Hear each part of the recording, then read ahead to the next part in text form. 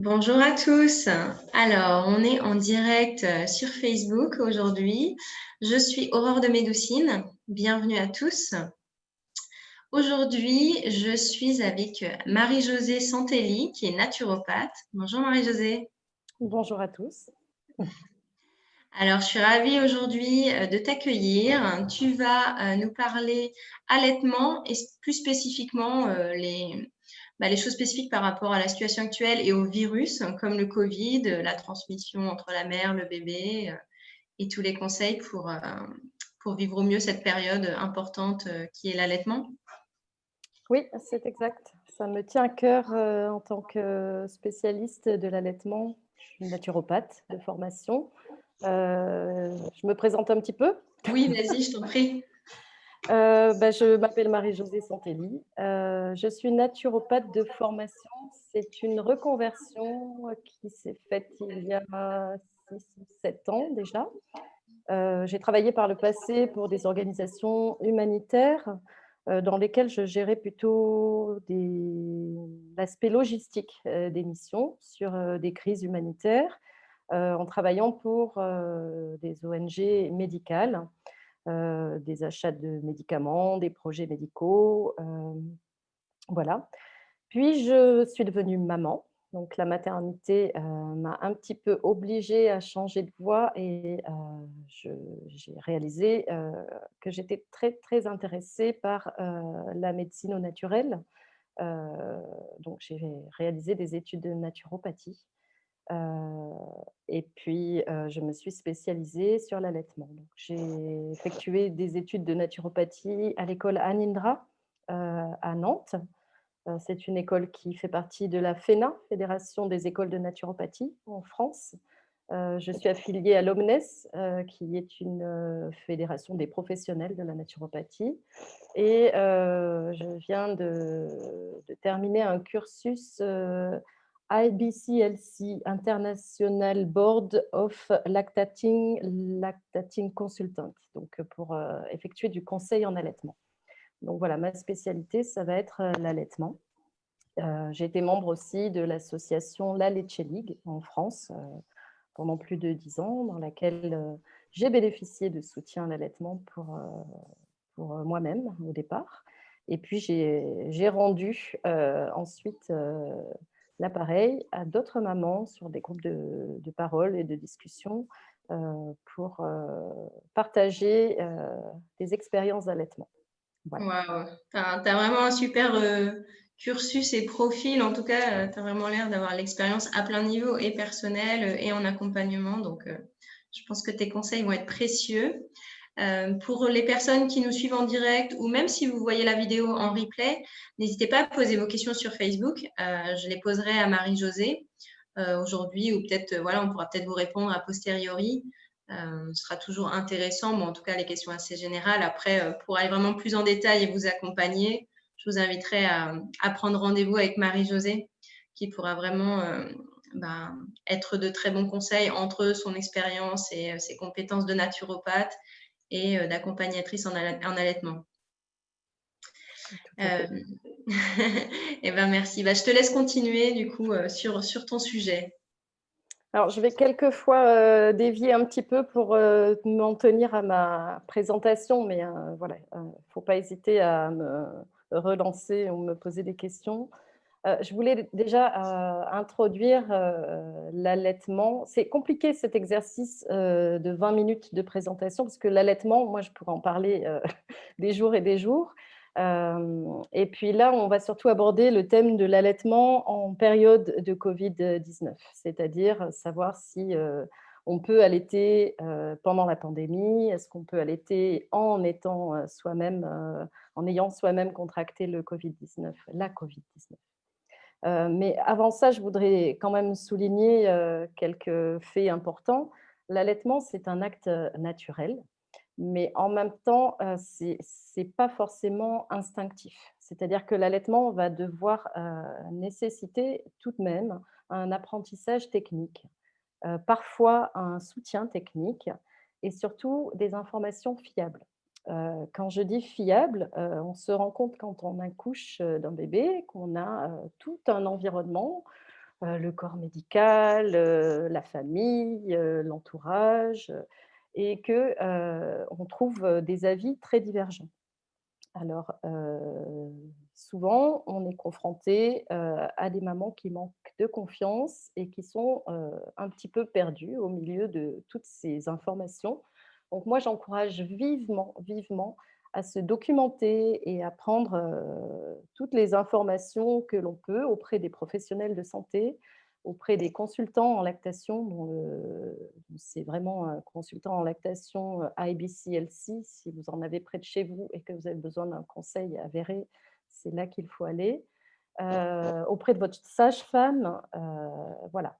Parfois, le corps médical, n'est pas complètement, spécialisé, focalisé sur l'allaitement, et on a besoin d'un soutien spécifique, pendant l'allaitement. Je tiens à préciser que, on a quand même, le devoir de continuer un suivi médical adapté.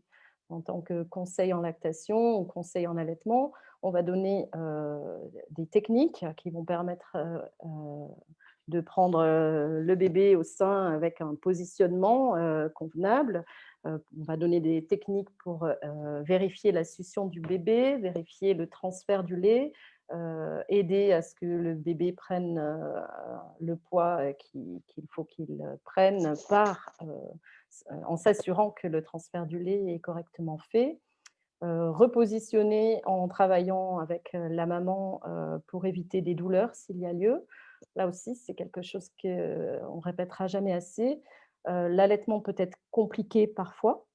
Il est naturel, mais il peut être compliqué. Mais lorsqu'il est douloureux, on ne peut pas rester avec une douleur. Une douleur, ça n'est pas normal, et la douleur, on doit trouver le moyen, de la faire disparaître. Souvent, le plus souvent par la position, du bébé, par, la manière, la succion du bébé. Il faut savoir que et la mère et l'enfant, apprennent tous les 2 au tout début de la vie, de l'accouchement, après Et l'accouchement. alors j'ai une question, est-ce que, c'est possible, parce que c'est vrai qu'il y a des enfin moi je connais des mamans qui ont pas réussi à allaiter, voilà, à un moment donné, c'était plus possible. Est-ce que c'est parce qu'elles ont peut-être pas été assez bien accompagnées et cetera? Ou enfin, est-ce que c'est parce que j'ai l'impression qu'il y en a beaucoup en fait où il y a des blocages et autres, et est-ce que c'est un manque d'accompagnement ou est-ce qu'effectivement c'est très fréquent? Alors, je dirais qu'il y a certainement, plusieurs raisons à ça.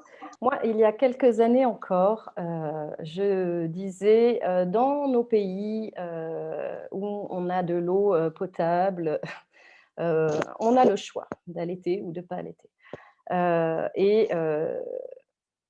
Et là maintenant, j'ai une autre opinion parce que j'ai quelques années d'expérience. J'ai pu faire cette formation, spécifique sur l'allaitement avec les dernières, études scientifiques, concernant, les bienfaits de l'allaitement sur la santé de la mère et de l'enfant.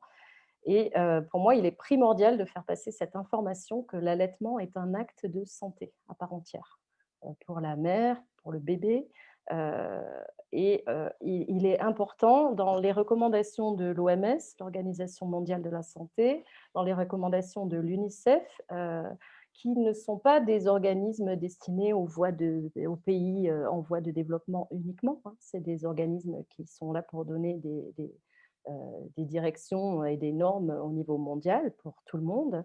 Dans, une déclaration conjointe de l'OMS-UNICEF qui date déjà de 1989, dans les 10 conditions pour le succès de l'allaitement, la condition numéro 5, je la lis, c'est indiquer aux mères comment pratiquer l'allaitement au sein et comment entretenir la lactation même si elles sont séparées du bébé. Ça n'est pas quelque chose d'instinctif et de naturel, et ça va dépendre, de chaque situation qui est bien, particulière. Comment on va pouvoir aider, la mère, dans son projet d'allaitement. Heu, on ne va pas forcer, ou imposer, cette idée, d'allaitement à une maman, loin de là, mon intention, mais en tout cas lui donner les informations qui vont lui permettre, de se motiver, et lui donner les conseils techniques qui vont lui permettre de ne pas être en échec face à une douleur, persistante.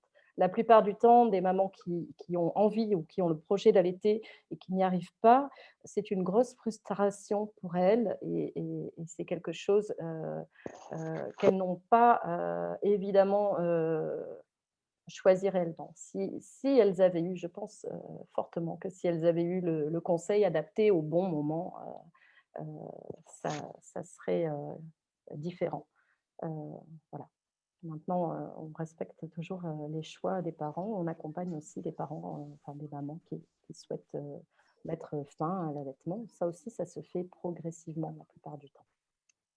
Ok, merci. Alors du coup, aujourd'hui, moi, je voulais parler aussi de l'importance de l'allaitement en disant surtout face à cette pandémie du Covid que nous vivons. Euh, Si on comprend que Covid ou pas Covid, l'allaitement satisfait à lui tout seul les besoins du bébé pendant les 6 premiers mois de la vie, l'allaitement exclusif. C'est-à-dire qu'allaiter son bébé, il n'a pas besoin d'autre chose que du lait maternel pendant les 6 premiers mois de sa vie. À partir de là, on comprend la magie du corps humain qui va s'opérer. Il faut comprendre que dans les premières heures de vie, il est important de mettre son bébé au sein. Euh, dans l'heure qui suit la naissance, c'est ce qui est recommandé. Donc, ce n'est pas toujours évident selon les circonstances de l'accouchement. En tous les cas, il est bien de le savoir et de savoir que l'allaitement se met en place dans les premières heures. C'est-à-dire qu'au départ, on a ce qu'on appelle le colostrum, qui est un petit peu la gelée royale que produit la maman. Le nouveau-né a un estomac de la taille d'une bille en naissant.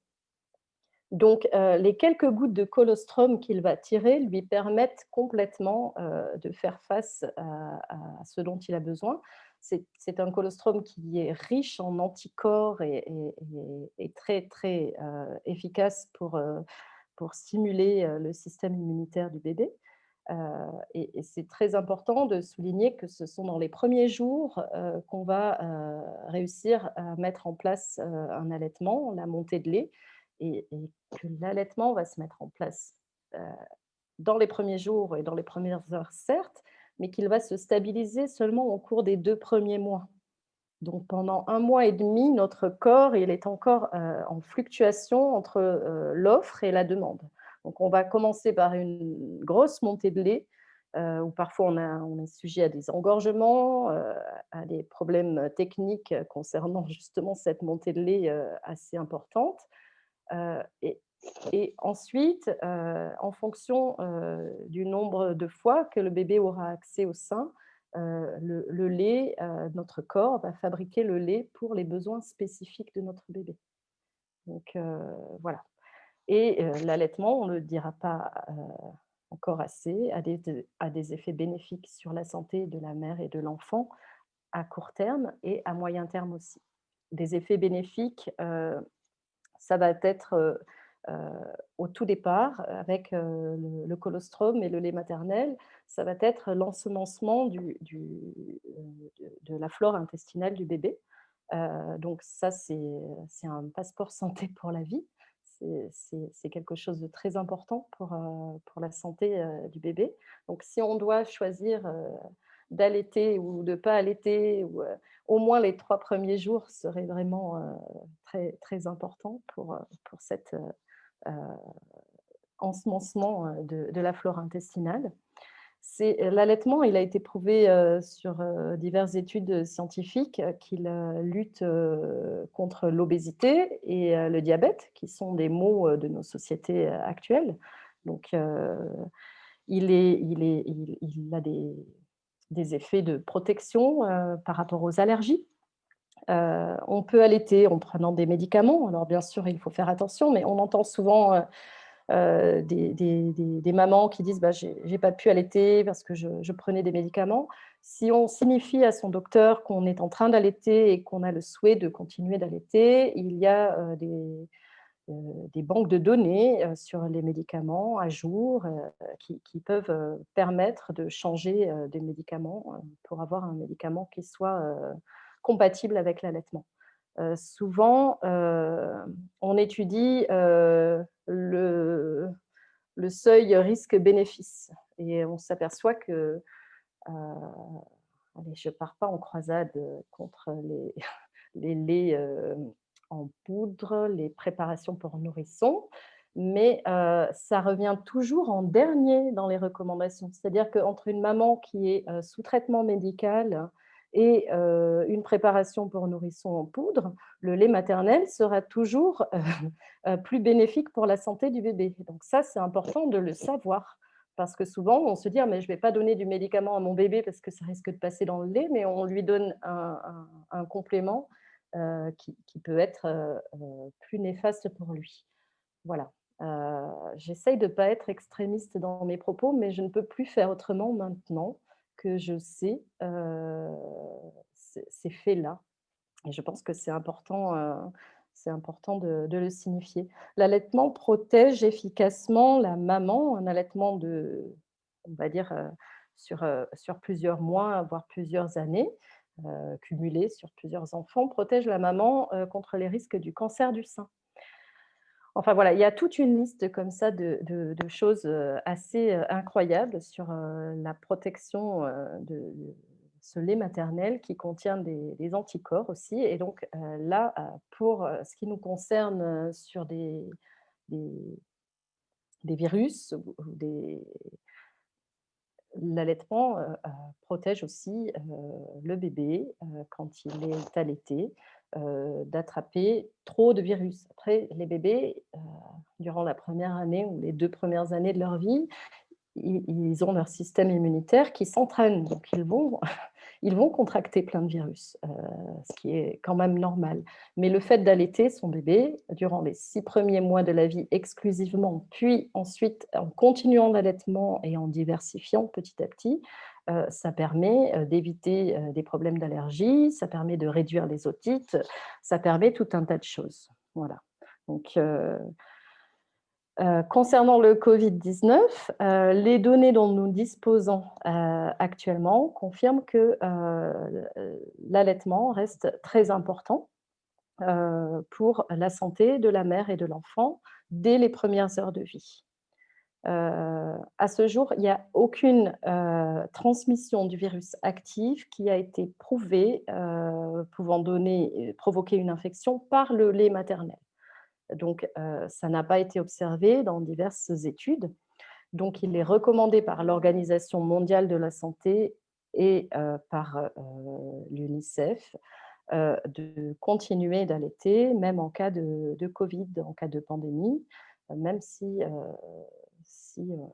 la maman est porteuse, voilà, va contracter le virus. Donc, les femmes enceintes doivent être encouragées à allaiter leur bébé en toute sécurité, à pratiquer le pot à pot avec leur nouveau-né et à dormir dans la même chambre. Je ne dis pas forcément dans le même lit, mais dans la même chambre. Jusqu'à combien de temps? On parle des 6 premiers mois de vie. Après, voilà. Donc, que vous soyez en pleine forme ou que vous présentiez des risques de Covid, que vous ayez des signes de Covid ou que vous ayez contracté le Covid, il est actuellement conseillé de continuer à allaiter. Je ne sais pas si j'ai le temps de me pencher sur j'ai pris quelques notes sur des études qui ont été faites actuellement avec le centre Johns Hopkins Center, qui est un centre qui étudie les études. Donc, du Journal of Tropical Pediatrics, donc les pédiatrie tropicale. Ils ont évalué que les nourrissons peuvent développer des infections à la Covid-19, mais que les infections sévères sont surtout des cas où il y a malnutrition et anémie au nouveau-né. Voilà, on en est là actuellement, hein. Ça, c'était de avril 2020. Le British Medical Journal. Donc là, il parle de l'absence du partenaire pendant l'accouchement et de cette période de Covid ou confinement qui étudie l'état émotionnel des femmes durant leur accouchement, l'état émotionnel de leur état après l'accouchement. On sait qu'après l'accouchement, on vit une vague hormonale qui nous submerge et qui peut parfois provoquer ce qu'on appelle le baby blues. Pour certaines d'entre nous, ça va jusqu'à la dépression postpartum. Et là, attention, parce qu'en période de Covid-19, avec tout ce stress qui nous entoure, avec ce manque de soutien et d'accompagnement, eh bien, on a noté qu'on était plus propice à développer des dépressions postpartum. Donc, il est important de rester entouré et d'essayer de trouver des moyens de se relaxer malgré le contexte. Voilà. Les Brésiliens, des cardiologues, donc là, c'est par rapport à des mamans qui avaient des problèmes cardiaques. Donc là, on sait qu'elles sont plus sujettes à avoir des développements de la Covid-19 plus sévères. Et elles ont quand même été encouragées à poursuivre l'allaitement avec les précautions de contact. Donc on va en parler au niveau des précautions, mais ça reste basiquement tout ce qu'on sait déjà. C'est-à-dire le port d'un masque, changer ce masque régulièrement, se laver les mains avant et après le contact avec le bébé, essayer de désinfecter, de laver les parties sur lesquelles on a du contact, la table de change et ces choses-là. Il n'est pas nécessaire de laver ses seins avant d'allaiter. Voilà. Mais donc, tu vois, par rapport au port du masque, ça veut dire on peut pas, enfin, si la maman est positive, il faut qu'elle évite d'embrasser son bébé. C'est un peu compliqué. Pour l'instant, c'est ce qu'on recommande, oui, c'est ce qu'il est Ok, recommandé. Heu, ok.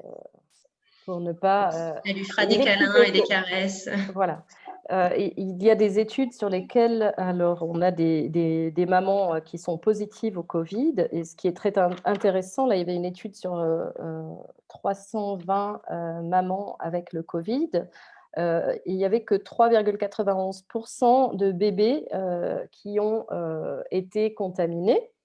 Et on a étudié les sécrétions vaginales, le lait maternel, le tissu placentaire, le liquide amniotique, le sang du placenta. Et il n'y a pas eu de traces de Covid dans ces éléments-là. Donc, pour l'instant, on pense vraiment que le Covid se transmet par les toux, les sécrétions salivaires. Donc, oui, là, le port du masque est préconisé. Euh, Voilà. Il a été retrouvé des anticorps au Covid sur des mamans porteuses du Covid. Donc là, ça veut dire que pendant 6 mois et demi, pendant 6 mois et demi au moins, elles ont eu des anticorps dans leur lait. Ça veut dire que même des mamans infectées par la Covid-19, elles continuent d'allaiter et elles transmettent à leur bébé des anticorps pour se battre contre ce virus. Et il y a très peu de contamination entre la mère et le bébé en respectant justement ce port du masque. C'est si on a des symptômes, le port du masque. Ouais, ou si on est positif. Oui, Ok. voilà. Donc, puis-je transmettre la Covid en allaitant? À ce jour, aucune transmission de virus actif, je répète, qui pourrait provoquer une infection par le lait maternel et l'allaitement. Donc, les recherches sont encore en cours, hein, bien sûr, mais voilà. Donc,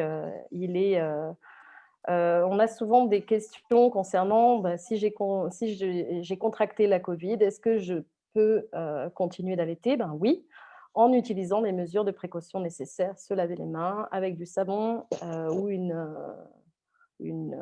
comment on appelle ça, solution hydroalcoolique. Ouais, ouais. Voilà, le plus souvent possible, parce que ce sont vraiment les gestes barrières qui sont réellement utiles. À moins que vous ayez craché sur vos seins en toussant. Si vous avez un masque, c'est peu probable. Il n'est pas nécessaire de laver ses seins. Alors, c'est si on se sent trop mal pour allaiter que ça devient plus compliqué. Heu, alors, j'ai oublié de dire que si on se sent trop mal, il faut consulter un médecin.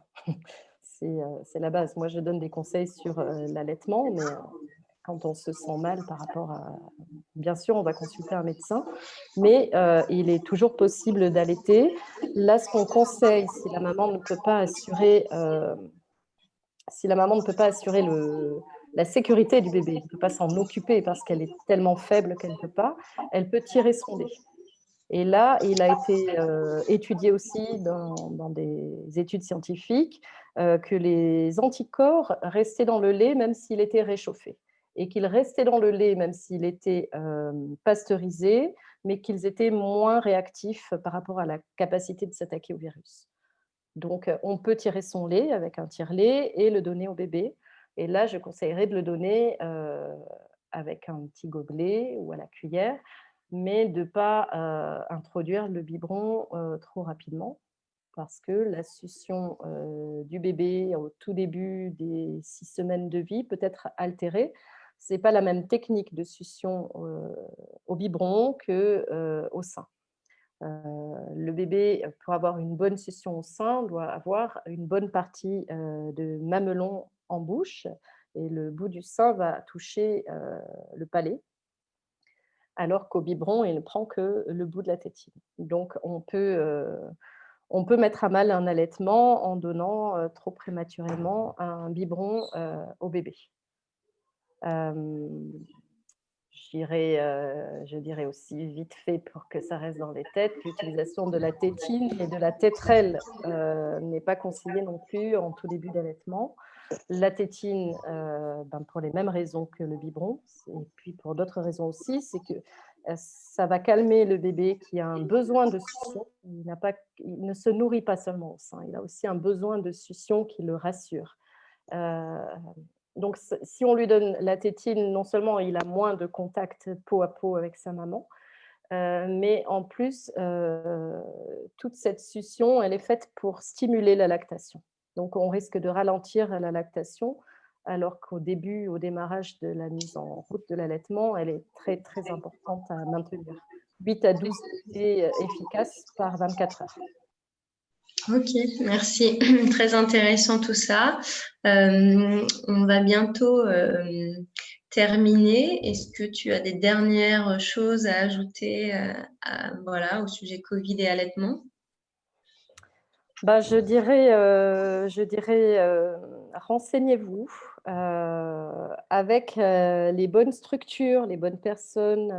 Alors, c'est difficile de dire rencontrer d'autres mamans hein, par ces temps de Covid, mais voilà, avec ce genre de système Internet, il y a des groupes de discussion qui parlent d'allaitement.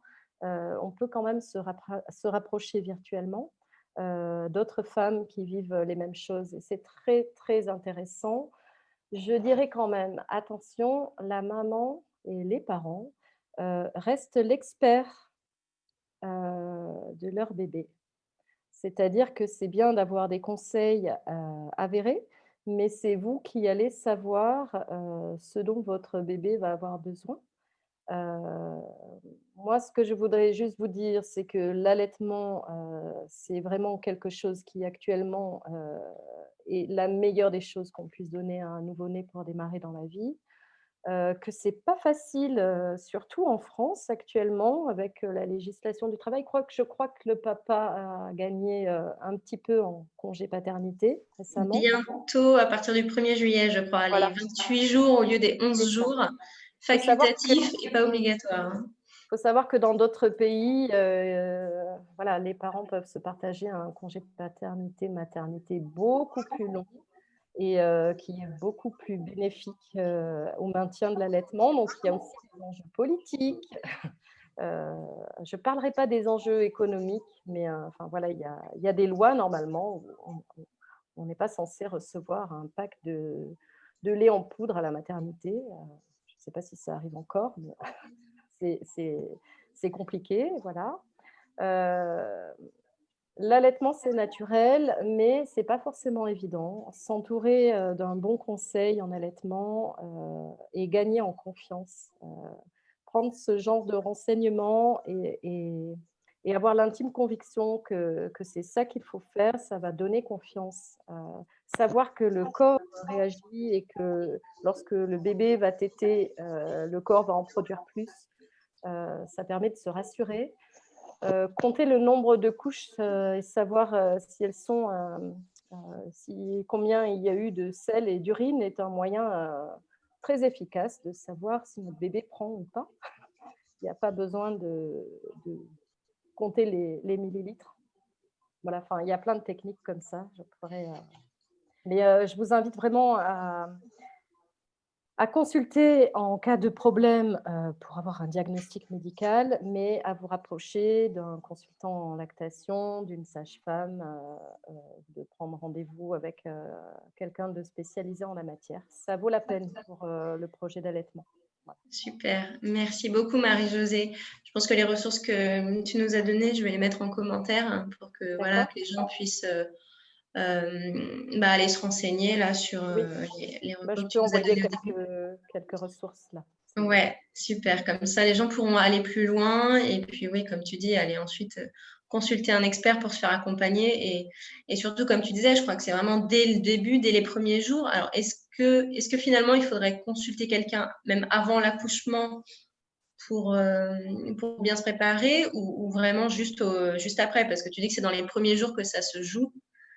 Alors après, on peut toujours remettre en route une lactation, hein. Moi là, je suis allée dans un pays là en Jordanie où il y a beaucoup d'adoptions et on peut mettre en route, une lactation sans même avoir accouché.